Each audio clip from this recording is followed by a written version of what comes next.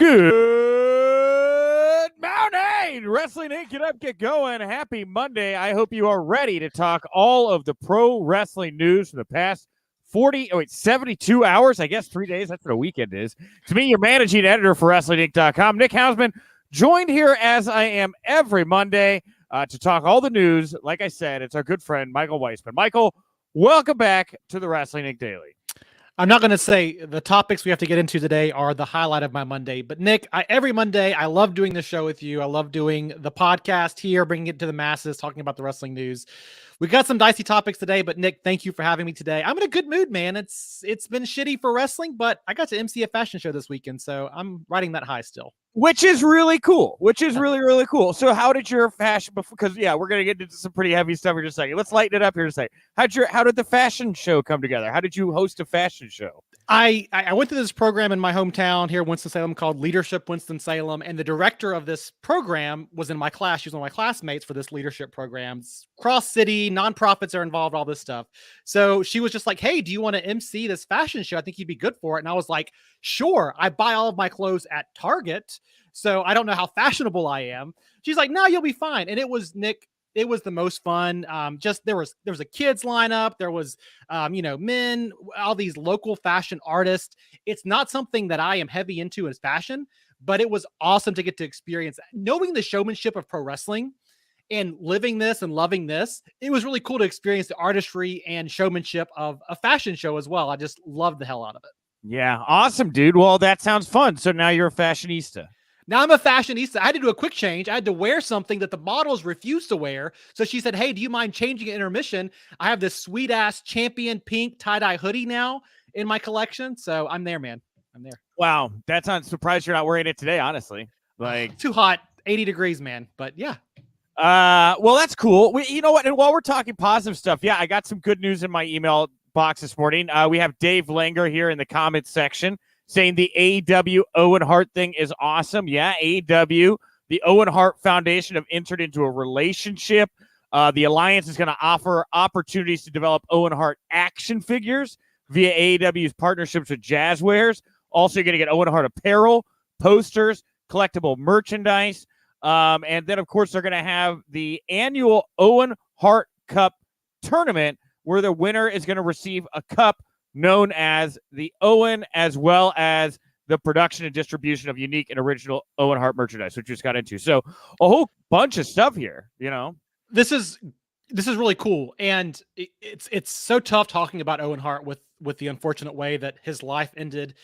But he is a man, a pro wrestler that is so well renowned, so beloved by so many, and his legacy deserves to be honored as such. And I think it's really cool that Martha Hart and the Hart family, they found a way to do that with this partnership and relationship.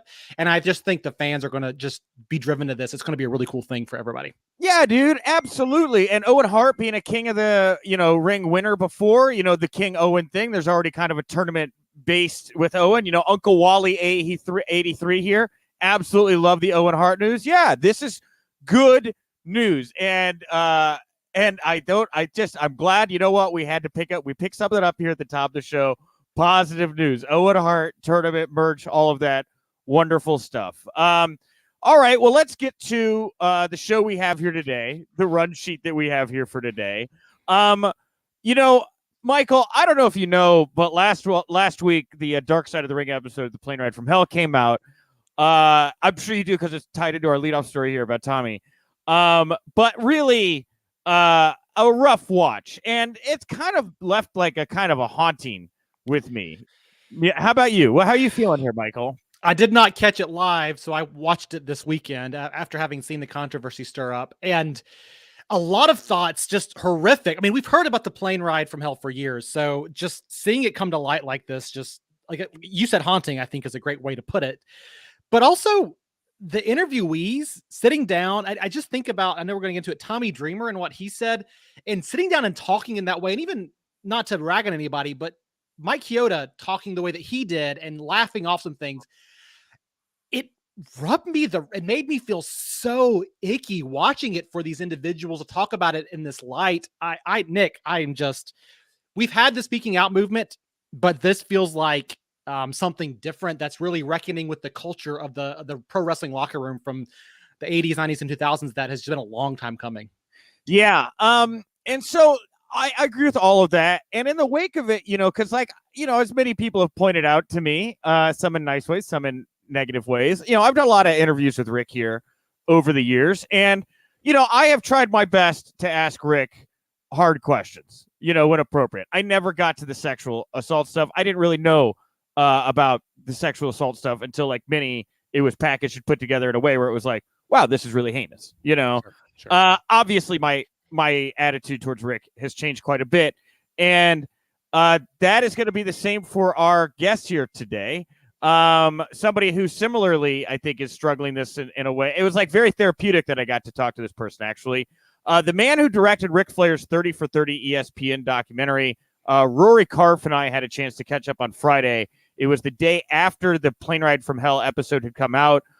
It's over half an hour. If you're listening to us in audio form, after we wrap the news, you're going to get to hear this conversation that Rory and I had. If you're watching us in video form, I really encourage you to go check this out on our YouTube channel, whether you watch it when it premieres here in about 53 minutes or whether you catch it on replay. We get into what it was like for Rory to work with Rick. What was the research like into that documentary? How does he feel about the way that certain topics like Rick exposing himself were presented, of course, now in hindsight and all of that? And, even stuff where it's like, hey, Rory, we all know Tommy said this really stupid thing that was going to get him in a lot of trouble. And when you're the director, you're the producer there, and you're sitting and you have this bit of video that is just going to be bad for whoever said this thing to you. What do you do as a director in situations like that? So very, very complicated. I listened to it back this weekend with Liz because I was like, this is really heavy. Can you listen to it and tell me what you think?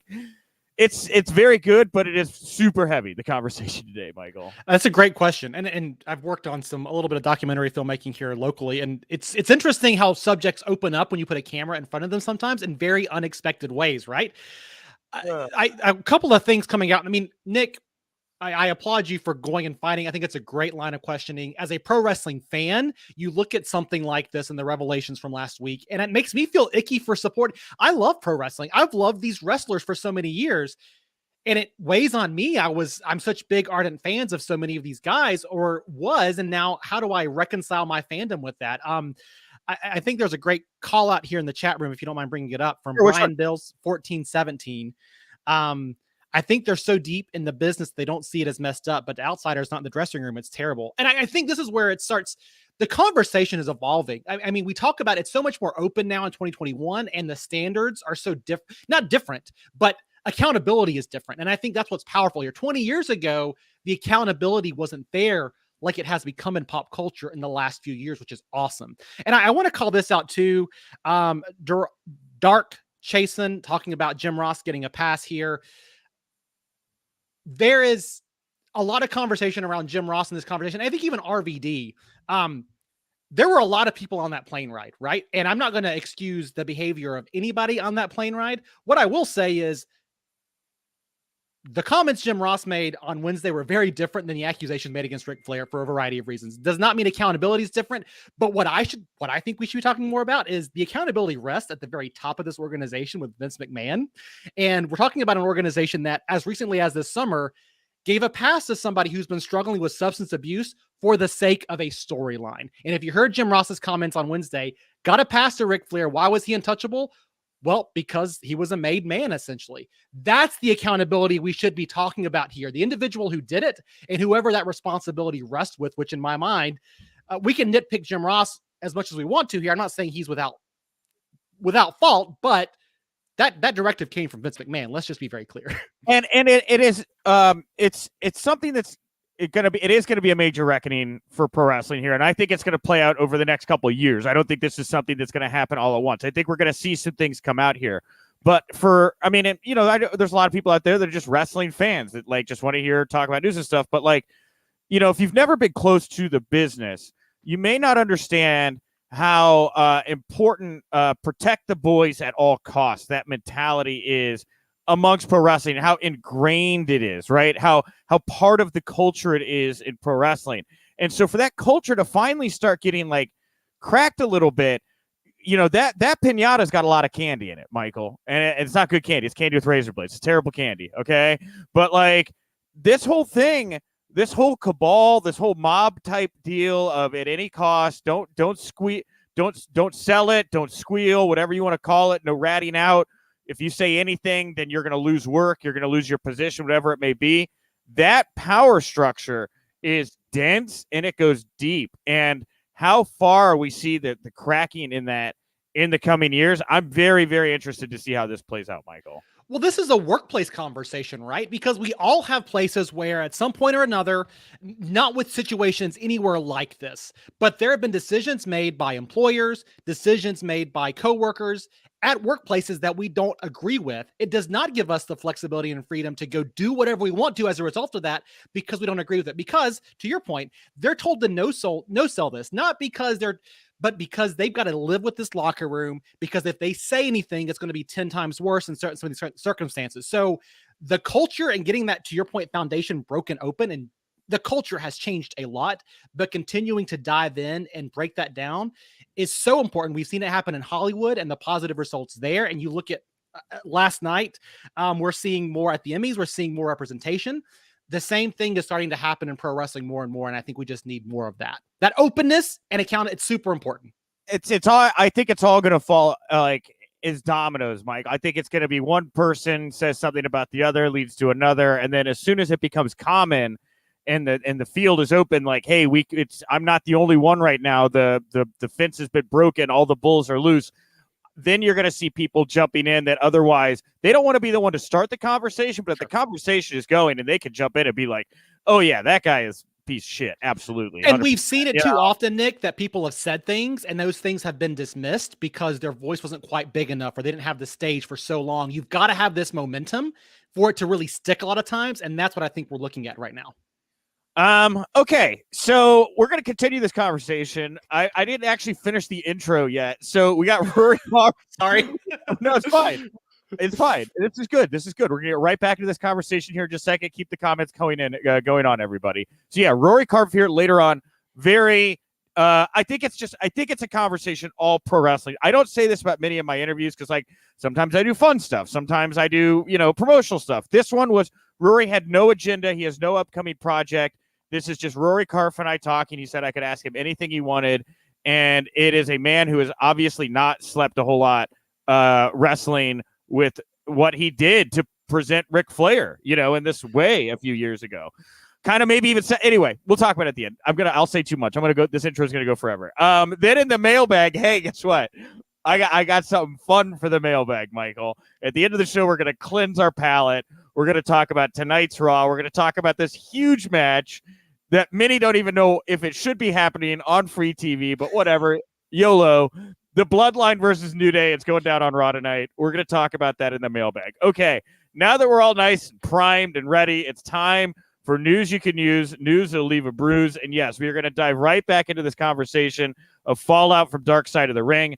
We got ourselves a little Tommy Dreamer block here at the top of the show. So before we get into kind of some of the Tommy news from over the weekend, I just want to refresh everybody on what Tommy said. There's a lot of people, the reaction from what he said. Well, what did he say, right? Let's go back through this before we get into the fallout from what he said. So Tommy said at the end of Dark Side of the Ring about Ric Flair, he could move his hips, twirl it, and so his well-endowed penis spins around like a helicopter. So, hey, he's the nature boy for a reason. He's got a hammer on him. Ric Flair is not going to try to impose by force of any sexual stuff onto anybody. He's just flaunting, styling, profiling, doing the Ric Flair stuff where everybody's going to laugh about it. But obviously, someone took offense to it. Now at this time, I'd like to point out the two flight attendants, Terilyn Capellano and Heidi Doyle, then sued in 2004, ultimately settling out of court for an undisclosed amount of money. Doyle did appear on the show and talked about her experience on the flight. And Dreamer also decided to comment about Doyle taking settlement money at the request of her husband, who wanted to avoid the story being made public instead of pursuing what happened in a court of law to find justice. Dreamer said in regards to that, if that's how she felt, maybe she should have not taken a payout and went to the fullest extent of the law to then truly put this heinous person in jail, my opinion. So shaming the victim for not having their entire life dedicated to a trial that could really maybe continue to inflict trauma on them as you go through a trial like that. It's really unfortunate to me, these settlements, and I know why they happen, because they're just easier to move on with your life a lot of times, because these things can go on and on and on. It's very, very callous, obviously, to victims, and it is really kind of and again, I think the thing that disturbs me the most about this is just the peek into how Tommy genuinely feels about women, and predators, right? Like men being sexually aggressive or whatever he thinks is funny when they're naked and flinging their genitals in people's face or whatever.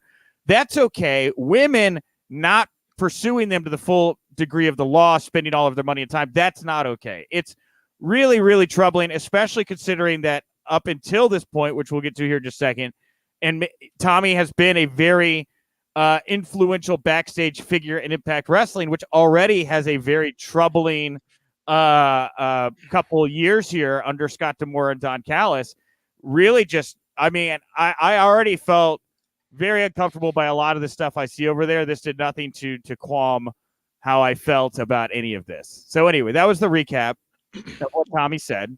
So then we go to PWInsider.com, who says that Anthem Chief Corporate Officer and Impact President Ed Nordholm issued an email to the Impact roster and staff announcing that Dreamer had been suspended indefinitely moving forward. He stated that the company was aware of Dreamer's comments and they were out of line with the core values of the company. He went on to say that Dreamer was asked to leave effective immediately from Skyway Studios in Nashville, where the company is preparing to tape content this weekend. Nordholm also asked if anyone had questions or concerns to approach Gail Kim, Scott D'Amore, or himself. Dreamer had been working on air and behind the scenes since returning in 2018. So I've said a lot there, Michael. I'll give it to you for a second to kind of give some thoughts before I get back to it. Just, I know we've talked probably extensively about this already in other podcasts, but those comments from Tommy Dreamer are giving a pass to an non-consensual and, more importantly, criminal act by Ric Flair. However you want to say that. Yes, there was a culture of Ric Flair exposing himself in the locker room that people thought was hilarious in this certain context. I'm not saying anything about that. Not going to comment on that. But he went and did it to somebody else. It was a sexual assault by the definition of the law on non-consensual. And Tommy Dreamer's comments in there definitely gave that situation a pass. And then talking about the payout here, we can dissect this all we want to. In a victim's case, when you don't see success, when you heard the flight attendant say, my employer told me to do this because there's privacy around, we're working with all these big clients and we should just move on from this because we don't want to hurt our business. There's a lot of pressure on an individual. Does not seem like, when you're in this situation, a lot of room for opportunity to get the full extent of the law. So the suspension, and these, by the way, y'all, this is not comments. This is not Tommy Dreamer 20 years ago saying, hey, it's okay. This is Tommy Dreamer in the last 6 months or whenever this was filmed, giving a pass to this in the context of all the other sexual assault things that we've seen in recent years. So I think the suspension was the exact right call. I don't see how, if you're Impact, you move forward with him at this current time. Yes, people should be allowed to improve and work on themselves and get better. I want to see Tommy put in that work before he gets anywhere near anything with pro wrestling again. And I think part of it with Impact, too, is just their own bad behavior. Like the last thing Impact Wrestling wants right now is people knocking on their door, asking them about how they feel about callousness towards sexual assault. As again, if you don't remember, January of last year, and you could go find the article just by Googling it or visiting Wrestling Inc., we had referee Chris Levin on the show who told a pretty wild story about how there was an investigation into allegations of sexual misconduct and unsafe work environments into Impact Wrestling stemming from incidents that occurred in 2019 and into 2020. But I think it's 2019, maybe 2018, but definitely 2019. And so this neutral third-party investigation begins into Impact Wrestling management, neutral. And Chris had finished taping at the last taping, very well liked. He still works for GCW. Awesome dude. And In the wake of that, after the last taping he did, he goes home, he gets a call from somebody claiming to be a neutral third-party investigator, asking him if he'd be willing to talk to them about what he saw done by Impact Management and if it fulfilled the criteria of what they were investigating. He says, on the record to me, I told him what I knew or what I had seen, right? And it doesn't sound like it was good, right? Like, for the protection of victims that Chris had seen affected by Impact Wrestling Management. He didn't want to say that on record. I totally respect that, right? But he gave his experience of being interviewed for this neutral third-party investigation into Impact Management and these allegations, and then doesn't get brought back to tapings, doesn't hear back from Impact anymore, decides to tweet out that he's no longer with Impact because he's not here for the company, and that's when he gets a call from somebody at Impact. I don't want to say who I think it was. I'd rather say who it was. I don't have it in front of me, but I think I know who it was, saying, you no longer are with the company. We're parting ways with you.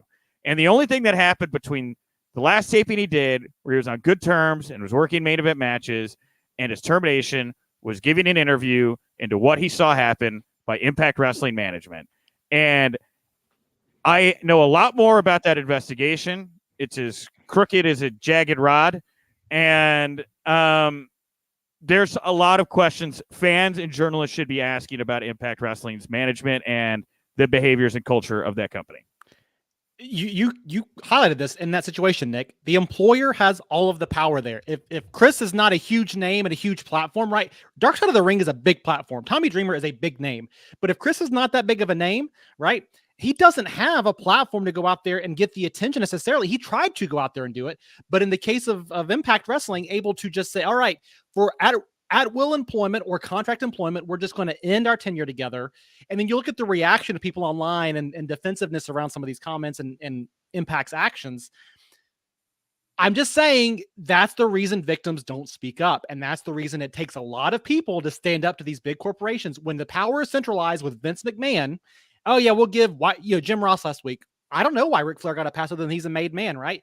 Those decisions with the people in power, they affect the ability to institute change in organizations. And just the idea that because she took money from a payout, like, is she like lying? Did she make it up? Is she overreacting? Like, what are you implying, Tommy? Right. Shit. Anyway. I see people saying that he did not outright condone it. There is obviously some subtext here. He's just flaunting, styling, and profiling. No, that's not what he's just doing. Let's call it what it is. He is sexually exposing himself to somebody else where everybody's going to laugh at it. Obviously, not everybody laughed at it, but obviously someone took offense to it. And that's a very dismissive way to frame that. So yes, the words did not say, I condone this, but the framing of that very much says, I condone this, or people are blowing this out of proportion. Yeah, we have Daniel Price here saying, what about all the women that don't necessarily know they were victims from the way Van Dam talked? Lots and lots of girls got the, whatever H-bomb treatment. And that's true. Like, the fact that there are untoward numbers of women and or men that have been victims in this situation. And I would imagine have an idea of something or, whatever. It's disgusting. Like, the whole culture is terrible, right? And finding out who these awful predators are in the business and getting rid of them is priority number one, in my opinion. So that brings us to Tommy's statement that he made yesterday on social media in regards to his Dark Side of the Ring comments. He says, regarding my comments made on Dark Side of the Ring, it was never in my intention to offend, hurt, or victim shame anyone. Now I want to stop that. I want to take this kind of maybe line by line. Whether or not it was your intention or not is irrelevant. And by saying it was not my intention, it does seem to say that he's like saying what? It was a mistake. It was an accident. He's trying to make an excuse, I think, for what he said right out of the gate, right? Yeah. Yes? Yeah. It was not my intention. It doesn't matter. You still did it. You still offended somebody. You still made offensive comments. Okay, so we're off to a bad start. First, Tom. Okay. Second, I understand my comments were insensitive and could trigger emotions in someone's own personal past. I don't know why he felt the need here to insert the word trigger. Like, it to me says you're targeting a specific group of people with this particular statement that does not put blame on yourself, but instead the people who were affected by your words, Tommy. Now, whether or not you want to say they were insensitive or not, the way that this in particular was delivered to me, again, passing the buck. It's not about me. It's about you, right? I do not condone sexual misconduct of any kind. Well, that seems like a layup, even by his standards. I apologize to anyone I offended from the bottom of my heart. I am sorry. But again, he apologized to the people because of how you felt. He's talking about other people's reactions. He's not taking ownership of his own. It shows no growth to me. It is nothing to be taken with more than a grain of salt, and it's certainly nothing to be lauded and given credit for doing the absolute bare, very insincere, it would seem, message that you could do coming out of something like this. I mean, let's give him credit. He did not try to go on the offensive, which we have seen in many situations like this, where he attacked the filmmakers or he attacked whatever else and said those comments were taken out of context. We've seen that a tactic plenty of times in the past from sexual, not that Tommy Dreamer is accused of sexual assault right here, but from people who've made similar comments, right? He did not do that. However, his comment does reek of that. If you were offended, I am sorry. When in reality, he should apologize for saying it in general. It's not about who was offended. What I said was wrong. Right. I learned that my way of thinking and approach to these issues is not correct. I will work on me to be a better Tommy Dreamer. And that's it. People are saying it doesn't even matter what was the comment should be coming out of here is I have a lot of work to do on myself, obviously, in light of these because I think the comments he made on Dark Side of the Ring stand on their own. He's got a lot of work to do on himself. The comment coming out of this is not just I am sorry, which I appreciate he did get to some sort of an apology by the end of this, but I have a lot of work to do and a lot of soul searching to do in light of last week's show. Yes. I plan on doing that work in the coming months, and I hope to be a better person coming out of all of this. I am sorry. Yada, yada. Like, that's what you need to do. It's like my wife watches Bar Rescue all the time, and John Taffer goes in there, and in 3 days, he's revolutionized the bar, and everybody's better afterwards. No, real change takes freaking time, y'all, and it takes self-work, and it takes self-reflection. So his comment is, whatever, right? He should have said, I got lots of work to do, and I plan on starting that journey right now. Yeah, and Daniel Price agreeing, saying, he's trying to blame us, right? We're the problem for being upset here, right? That's what he's trying to, Doom Tribe T saying the same thing. The apology from Tommy is far worse since he's basically saying he still believes his comments are right and only saying how others perceived his words is the problem. Yikes. Yeah, this ain't it, man. Nope. Like, I had to take a little time, maybe worked with an actual PR person, but this ain't it. That ain't it. So, in light of this, Fightful reporting AEW star Christopher Daniels was at the Impact tapings in Nashville. Now, there was speculation that Daniels 51 was there to wrestle, not confirmed. I believe he was there. I trust Fightful's report on that. But Christopher Daniels also the head of talent relations for AEW. Like, he's not just a wrestler, right? And if you've got a PR nightmare going on right now with a company that you're working with, right, you have one of your talents holding the Impact Wrestling Championship. And I don't know what It's All About Me, Carl Anderson, and Doc Gallows deals are, but that Impact relationship is strong here right now. And Impact, all of a sudden, not looking so good. I, again, am not positive for this, but I would imagine the head of talent relations making a trip down to Impact Wrestling maybe had more to do with that. Good speculation. Yeah, I don't think Christopher Daniels looking for one more run in Impact Wrestling. And it makes you to the point here, is this partnership, and AEW has been trying, they've said a lot of the right things early on. There has been some bubbling up here and there about some concerns about they're trying to change the culture of pro wrestling, but they have work to do themselves. Does this partnership need to end for the sake of AEW? And I believe personally, it's time for them to move on. Yeah, I agree with that. And I'm going to be very, very interested to see how it plays out. I don't think there was any Impact stuff on Rampage on Friday. No, I don't think so. So that'll be one to keep an eye on there. We'll see how that plays out this week. Well, also the fallout continues. PW Insider reporting Ric Flair's Car Shield commercial with LA Knight and Dave Marquez. Well, that's put on pause due to the controversy, which has been known for years, but publicized again on the episode. So we'll talk more at length with Rory Carfier, who did ESPN, the Ric Flair ESPN documentary. But yeah, this is the kind of stuff that, does sometimes lead to change when you start to financially penalize people and take away their life and livelihood. The problem with it though, Nick, is I'm glad there is some action being taken. Don't get me wrong. And I think the Car Shield commercial, I think all of us reevaluating Ric Flair as the hero in our minds in this legend of professional wrestling, which whatever he does in the ring does not excuse his out of the ring behavior, right? So all of us reckoning with that is important. There is still a much bigger fish to fry in my mind. Lots of people are doing this weekend. They were calling out previous comments by WWE roster members, the hazing, the culture of we're gonna shit in somebody's bag because they're new here. And the locker room culture that was led by the Undertaker. There's a lot of conversation happening about, and his comments about he preferred the old way as opposed to the new way where they all play video games. There is still more reckoning to happen, and I still believe WWE has managed to avoid those crosshairs. And not that I want the talent there to unnecessarily get caught in those crosshairs, but there are individuals in power in WWE today that have been around some of these things and possibly made excuses for some of these things in the past that still need to come to light. Well, talking about things coming to light from that period here, our last kind of news item is WWE Hall of Famer Alundra Blais, a.k.a. Medusa, is going to be releasing her autobiography in the spring of 2023. Per a press release issued by ECW Press that describes the book as the following. It was not an easy ride in the misogynistic world of professional wrestling.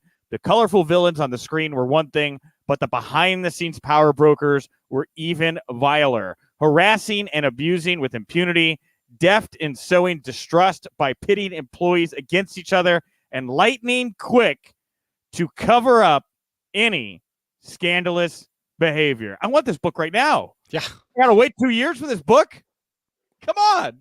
I imagine that there's going to be a full-on full-court press for this, and probably snippets are going to come out in the ensuing next 2 years. So more to come. Somebody in the chat room brought up the comments from Rene Dupree and the harassing and he's made on a podcast before. I think we're going to see more of this, Nick. This book, this biography, and then everything else. Yeah, the Rene Dupree had a wild story. This is coming from Blast Radio. Sorry if I got your name wrong. A wild story read about the Undertaker hazing him and making him ruin his gear and trashing his French flag. Wow. And I believe they even flushed it down the toilet, which is his heritage. You can find more about that in his comments there on the internet. There was a lot of bad culture in pro wrestling for many years. And sexual assault is definitely a part of it, but a lot of other really shitty things that have been happening backstage for a while. Yeah, and with the Undertaker, man, I feel like Coachman opened the door on that one. He's like, yeah, Undertaker roughed me up for not wanting to go to Afghanistan or whatever, Like, I think the Undertaker stories, we might be hearing more of those here. I feel like the floodgates have maybe opened a little bit on Taker. Well, I guess kind of this last item does kind of tie into everything we've been talking about before we get into some random WWE stuff and then the mailbag later. Wrestling Observer saying a Stanford sports business professor that they spoke with reportedly put a market value of $400 million on AEW. And that's a very good number. As Meltzer, I think, said he invested $25 million. Now the company's worth $400 million. Even more reason to be creating distance between yourself and anything that could be scandalous or bad right now. I think Impact is safe. I had heard there was chance maybe Rick coming in, maybe not signed, but working with Andrade. I think that's off the table for now. What do you think? Yeah, I would have to imagine so. If you're Tony Khan right now looking at the fallout, doesn't the name is, you just can't move forward with that and really to hold your business up to that same high standard, can you? It just doesn't work that way. Yeah. All right. Let's get to some WWE news. Then we'll talk more about Plane Ride from Hell with Roy Karpf, and we'll dive in the mailbag. Fightful saying Johnny Gargano is one of several NXT wrestlers that were offered new contracts the fall of 2019 when NXT moved to the USA Network for the live weekly show. At the time, WWE was in a major re-signing mode across all brands, with dozens of wrestlers either re-signing or restructuring their contracts with WWE. Landed some of the most important and lucrative TV deals ever. A WWE source noted that there wasn't much incentive for top NXT wrestlers to re-sign at the rates being offered for long-term deals, which was reportedly nowhere near the Raw and SmackDown deals being offered. There's been different payout structures within NXT depending on the wrestlers, but word is that this was not for top names only. when Adam Cole, or while Adam Cole was another wrestler that passed on the 2019 offer, it was noted that there were other names down the card, some who weren't even being used on TV, that passed on the new deals. And I believe it was Cesar Bonani came out recently, said he was making like $700 a week down in NXT or something like that. I mean, rough, dude. How do you justify being on live national television or working for $1 billion company and making $2,800 a month? I can't even imagine that. Especially whenever you're being told by a big section of the fans that the matches you're delivering are better than those that your counterparts are making, getting paid bundles more money to do it.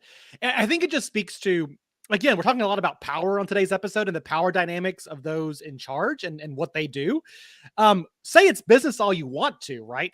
And we don't have insight into the spreadsheets necessarily, but the executives in WWE make a lot of decisions, and we trust, our shareholders, I should say, really trust that they're making decisions on the best behalf of the business. But a lot of times it's just what these guys in power want to decide to do. They don't like existing NXT. Let's nix it and let's do something else for this business case. You can make a lot of business arguments here, but I would say Johnny Gargano, wrestlers in NXT getting paid that much less than their main roster counterparts while still doing pay-per-views and everything else. That's a tough pill to swallow. Yeah. Over on the main roster, we have the draft on the horizon here. Again, if you're in Chicagoland area, October 4th, come to Replay Lincoln Park. I got a bunch of free WWE swag I'm going to give away. It's a free draft party with the free arcades and $3 drafts. Come on by. $3 drafts, and it's a draft party. I'd never realized that. Anyway, that literally just blew my mind. So SmackDown on Fox featured a backstage segment with Kayla Braxton stopping Paul Heyman for comments. She noted how her sources have indicated that Lesnar may be returning to the Raw brand in the 2021 draft. Heyman downplayed the idea of Braxton having sources and ranted at her for stopping him each week. So that would be a chance to pull Brock and Roman apart. I'm going to guess they're going to keep Roman on SmackDown. I feel like Fox would not fly if Fox lost Roman Reigns. That's it, right? They've talked a lot about, are they getting what they put money into for this? And Roman Reigns is the hottest thing in WWE right now. Can't imagine you do anything else with him. But I did like they're continuing.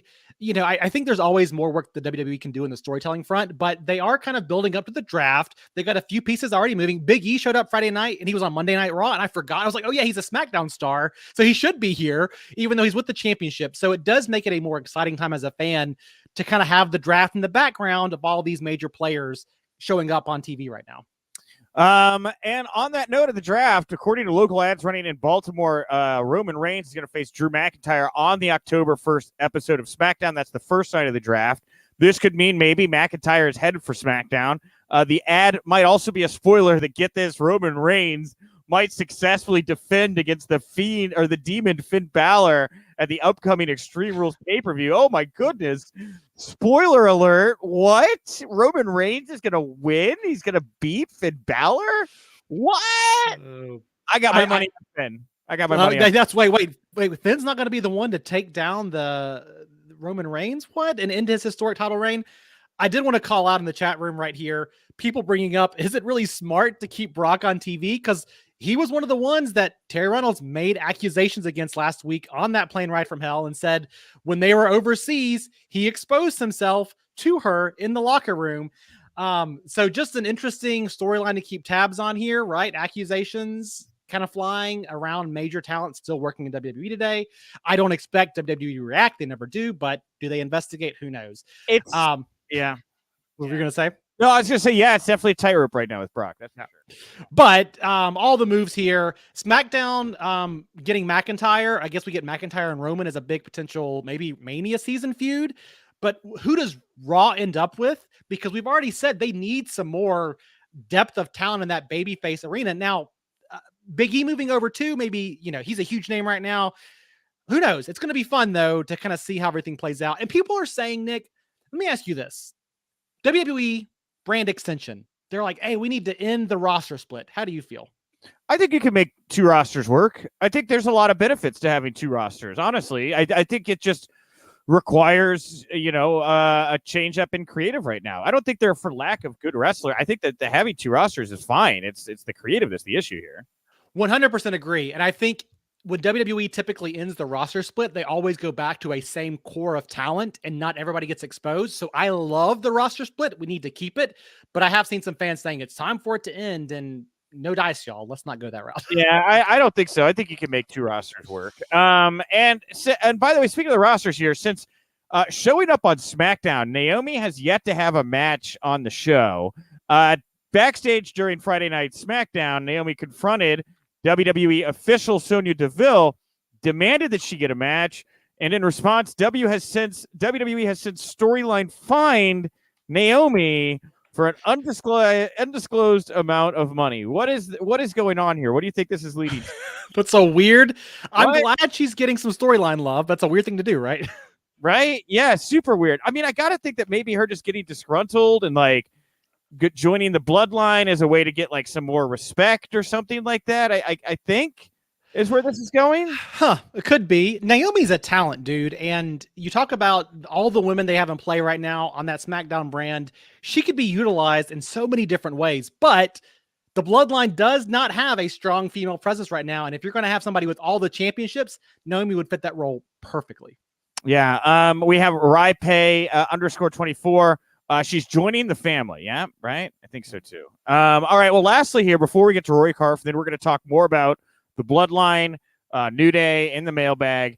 WWE star Mia Yim commented on her status with WWE after being off TV since Retribution was broken up back in March. She writes on social media, "I'm not injured. That's it. I'm not injured." She's just not getting used. I don't know. It seems like somebody who's not super happy. Mike?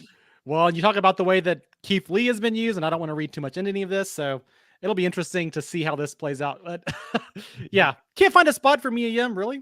Interesting. All right, Michael. Well, thank you for joining me at the top of the show to talk all the news of the day. Thank you very much to Rory Karff for taking the time to chat with me. I did not have to do that, Rory. Yeah, I thought it was a really great talk. And again, if you just listen to it in audio form, share it out. If you're watching us in video form, about 15 minutes, it'll premiere over on the Wrestling Inc. YouTube channel, and spread that one around. I just think it's a good one to listen to and take in kind of at the moment here. All right. Today's poll question, like all of our poll questions, come to us from @Wink Daily, WINC Daily over on Twitter. We're at 1,274 followers. We could be number 1,278. That's my favorite number.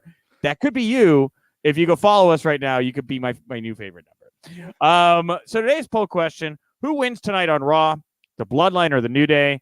I gave 4 options. Is it going to be the Bloodline clean, the New Day clean, or the Bloodline by DQ, or the New Day by DQ? Over 350 votes here in about an hour.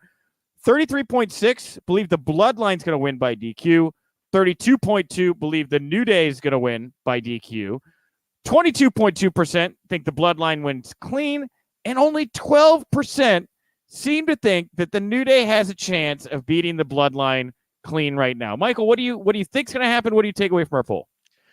Oh, they love even Steven booking. I think the fans are right on here that are responding to this poll. We're going to get a DQ of some kind. That's my guess, because we can't make Big E look weak. We can't make Roman Reigns look weak right now. We're going to save this for later.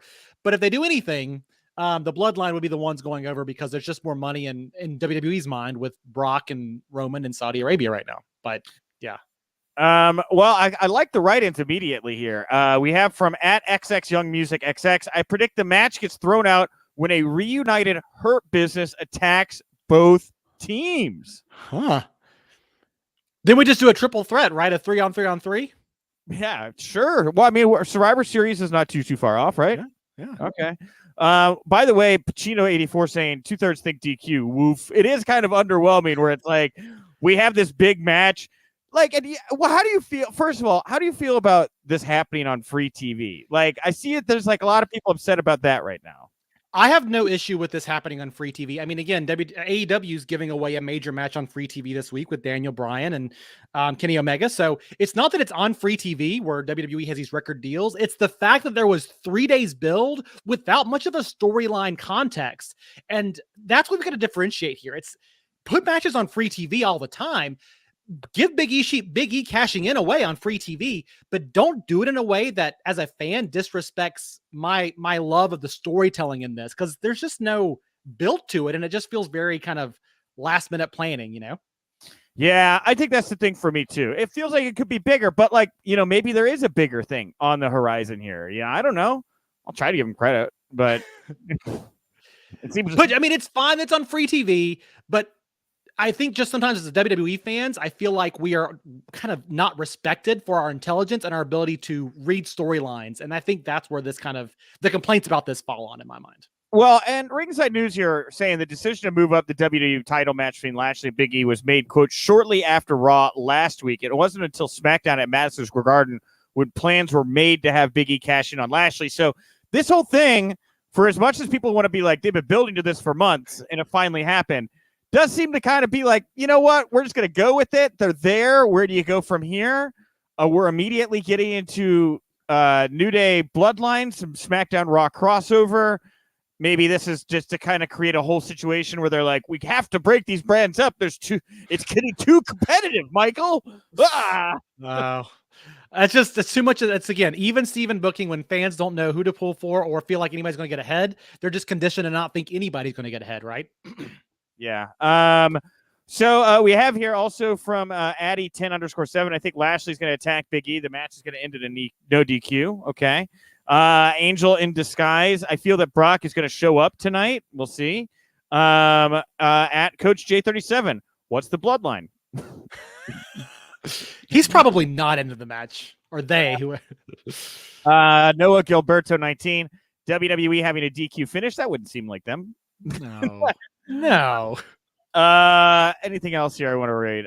Let's see. DXVX. Big E's cash in looks so last minute. And I think so. I think it was definitely a reaction, man. Like AEW, the wind is at their sails right now, and I feel like this is all they're trying to turn it up. They're trying to get something to go here right now, So. They got the names to do it. You're capitalizing when you have a lot of momentum behind the big debuts. You're putting some big matches out there. But the difference again, Nick, in my mind, they've been building Kenny Omega, Daniel Bryan since he showed up 3 weeks ago. Big E, New Day versus the Bloodline has not been being built up other than 3 days. And fans appreciate a little bit of nuance to their storytelling is all I'll say. All right. Thank you everybody for tuning in. Michael, great talk today. I'll be back tomorrow. I'm going to be joined by Second City's EJ Cameron. We're going to be playing the full audio for Brian Wool's SummerSlam conversation with Dewdrop, which is very exciting. We'll have Dewdrop in the house here tomorrow. And of course, if you like Wrestling Inc. Daily, support WrestlingInc.com. We're on all the socials and the Wrestling Inc. podcast. A lot like this show, but just at night after the big shows. So tune in here. You can also subscribe to that on your preferred podcast platform. That's, again, the Wrestling Podcast, also the Wrestling Inc. Daily.